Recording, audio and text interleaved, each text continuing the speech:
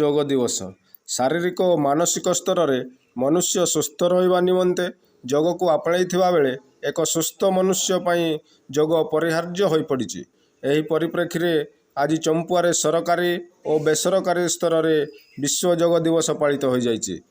ଚମ୍ପୁଆ ଶିଶୁ ମନ୍ଦିରଠାରେ ସକାଳୁ ବିଭିନ୍ନ ସଂଗଠନ ଓ ଜନସାଧାରଣଙ୍କ ଦ୍ୱାରା ଯୋଗ ଶିବିର କରାଯାଇ ଯୋଗାଭ୍ୟାସ କରାଯାଇଥିବା ବେଳେ ଚମ୍ପୁଆ ଚନ୍ଦ୍ରଶେଖର ମହାବିଦ୍ୟାଳୟ, ମହତାବ ଉଚ୍ଚ ବିଦ୍ୟାଳୟ ଆଦି ସ୍ଥାନମାନଙ୍କରେ ଯୋଗ ଦିବସ ପାଳନ କରାଯାଇଥିଲା। ଯୋଗ ଶିକ୍ଷକମାନେ ବିଦ୍ୟାଳୟର ଛାତ୍ରଛାତ୍ରୀ ଓ ଶିକ୍ଷକ ଶିକ୍ଷୟିତ୍ରୀମାନଙ୍କୁ ଯୋଗାଭ୍ୟାସ କରାଇବା ସହିତ ଉପକାରିତା ସମ୍ବନ୍ଧରେ ସୂଚନା ପ୍ରଦାନ କରିଥିଲେ।